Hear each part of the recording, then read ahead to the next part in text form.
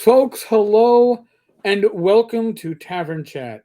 I'm your host, Eric Tenkar, your bartender in the OSR, your main proprietor at the Tenkar's Tavern blog. Yes, this is a bonus episode because, yes, there will be a live stream tonight at 8 p.m. with myself, Bad Mike. We will have a special guest. And yes, this week in Gaming Stupid will, I'm sure, be a very special this week in Gaming Stupid. This is why I had to do this earlier video, because my PMs have been going nonstop throughout the night and the morning. When I say the night, when I was sleeping last night. So I figured I needed to cover this and get a little background for you all. By the way, OSR Christmas is going on at tankarstavern.com. Visit every day, make a comment on the OSR Christmas post. Look to see if you've been gifted. I'm still looking to get some email responses from people who are getting gifted from day one. We're up to day 2 right now. So what is this? What is this? I'm trying to keep a straight face. What is this Indiegogo about? TSR3 or new TSR, depending on how you like to refer to your TSRs, has launched a campaign to stop Wizards of the Coast. Ever hear of tilting windmills? I was going to do this without making any commentary, but I don't think I can. Become a champion of TSR and support TSR's campaign against Wizards of the Coast. TSR has taken a stand against Wizards of the Coast and its wrongful bullying of TSR, our trademarks, and its public libeling and slander of all those who helped create TSR-based Dungeons and Dragons and products. And other products? Wizards of the Coast has continually bullied TSR regarding TSR's legally owned trademarks. And they are legally owned or in a process, although TSR doesn't right now own the TSR trademark. They own the visuals, the iconic trademarks that they duplicated and changed slightly so they would not theoretically violate Wizards of the Coast's IP. But apparently they initially forgot to file for the actual TSR trademark. But that was corrected a few months ago.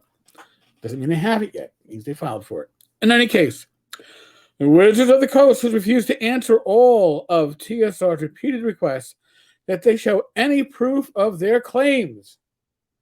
Now, I'm guessing that a trademark dispute that we're talking about there, which, by the way, this says it has nothing to do, really, with the trademarks.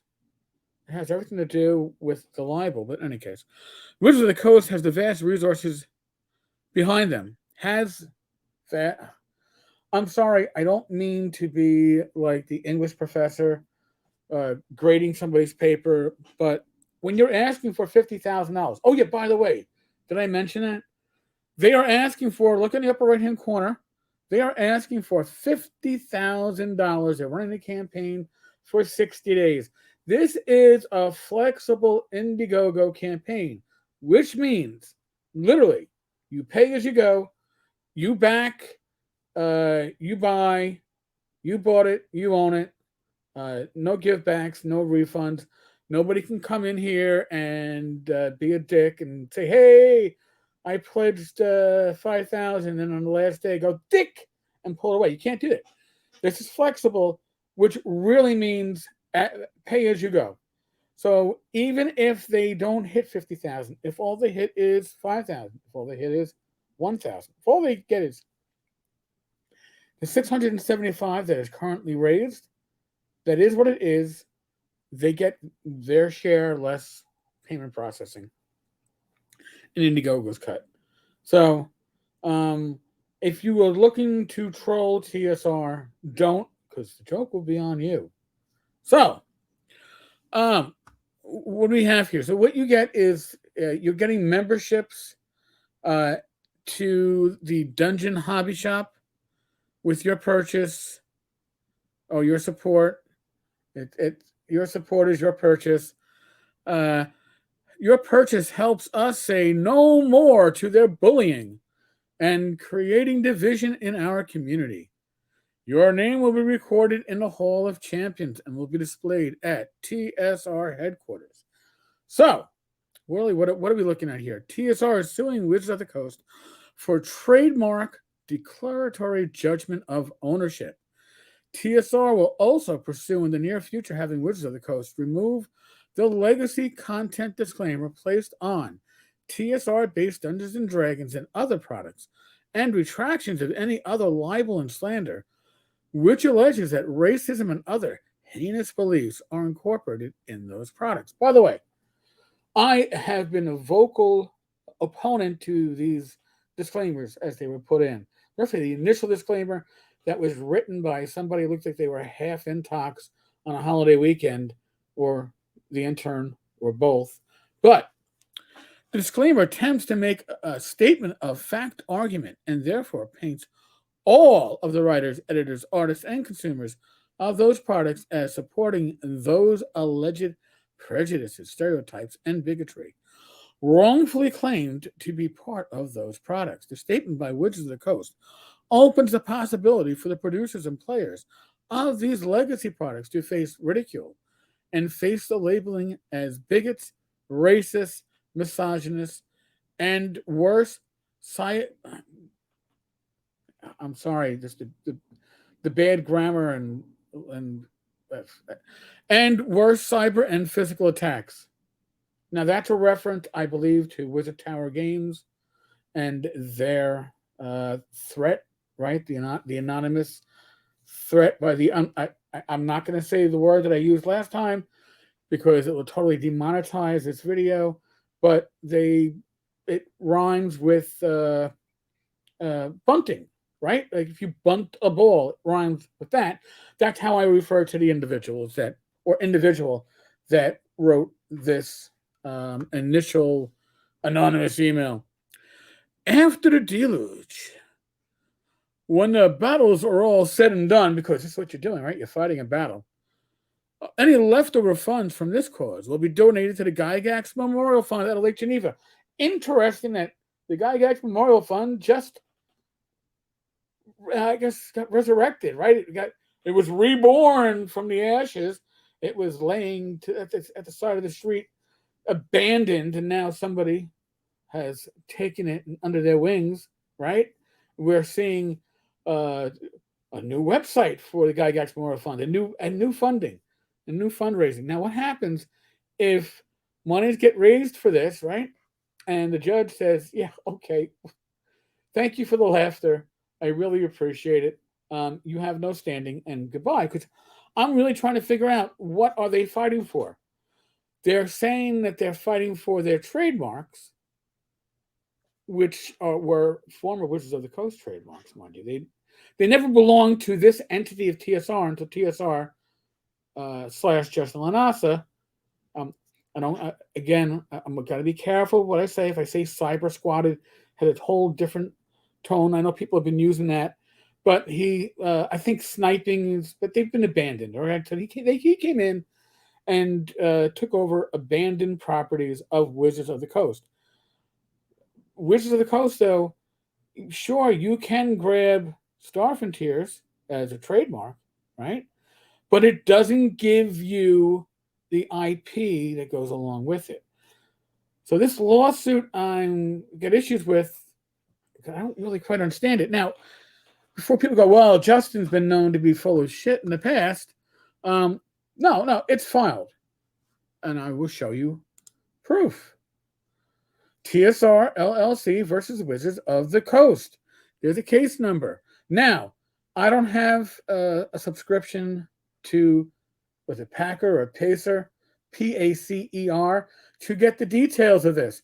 If there is a listener or a viewer who does have access to that and could look up what's been filed, I would love to read the paperwork, and I will gladly read such here on this channel so folks at home can follow along. I think it's going to be interesting.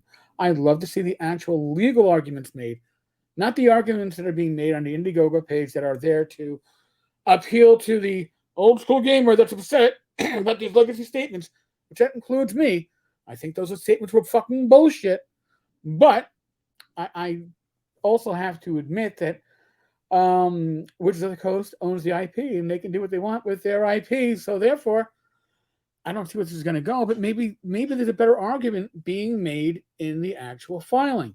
So, if you're listening at home, this is case number 72021 CV 00210, filed in the Eastern District of North Carolina. Yes, it's filed in federal court. So, this was filed yesterday, right? The 7th. Today's the 8th. I had to double check my watch to verify this. So, what does this mean? Well, there's a filing, and that means that there's an attorney attached to it. So I've been told that the attorney attached to it is Jeffrey K. Humphreys. Jeffrey Humphreys. We're going to skip his personal background that he put up on his website. Makes no difference. I like to see what he does as for his legal background. Once he obtained his license to practice law, and by the way, he was a founding member of the Campbell Law Chapter of the American Civil Liberties Union.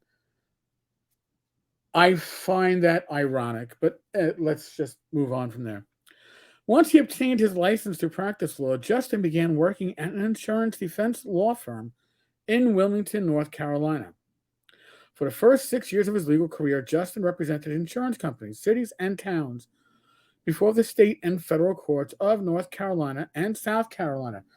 This means that when you were trying to sue, he was the one that was defending against your lawsuit.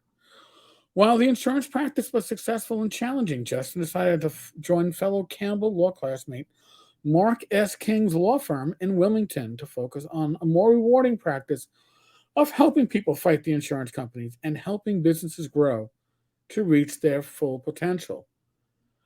What background this gives you in trademark or IP, I do not know. It doesn't look to be a specialty. So it's going to make this interesting. Now, I am sure, have further commentary on this latest from TSR tonight, 8 p.m. Eastern, 7 p.m. Central. This channel, 10 Cars Tavern, on the YouTubes. It'll be a live stream. We will have a special guest. Usually about an hour in, we start This Week in Gaming Stupid. I don't know if we'll be able to hold off. Oh, by the way, TSR also has a board game that they're putting out. Yes. And they've been spamming Facebook about it. I've been getting some messages on that. But nowhere near the messages I've been getting on this. So they're gonna fight to have the Wizards of the Coast legacy disclaimer removed because it's bad. Now and I also forgot there's a video. There is a video. I will see if we can play some of the video tonight. I will say this. If you go, I'll link the Indiegogo page in the comments section of this post, this episode. If you do nothing else, watch the video. Because I'm going to say this, and I say this because all my stuff is one shot and done. Okay? I'm not asking you for $50,000. I do. Yesterday I was having technical issues. I think I actually tried 3 times, but I don't edit. Justin didn't edit. I give him credit for that. But and I like the virtual background he had behind him. It looked really, really cool, really effective. But if that's your best when you're, let's be honest, you are putting. Let's see if I can screen hand it. You're putting a hand out, like a beggar on the street, and saying, I need $50,000 to play with the big boys." You're putting your hand out. You best give your best show, and if that's Justin's best show, I'm disappointed. Again, my best show is nothing, right? My best foot forward on these videos is, again, it's one and done. I'm not asking you for $50,000. You know, if you, I'll tell you what I'm looking for. If you enjoy what I do, thumbs up, comment, subscribe. All right, all that helps. It's a great way to help this channel. If you're listening on Anchor, tell your friends. All right. I really do appreciate it. We are still in the midst of the world of the pandemic. What does that mean? It means, please, I beg of you, use your common sense. Seek a healthcare professional that knows your medical background, knows whatever comorbidities or other risks you might have, and be guided by them. Ignore the talking heads on TV, on YouTube, on Rumble, wherever.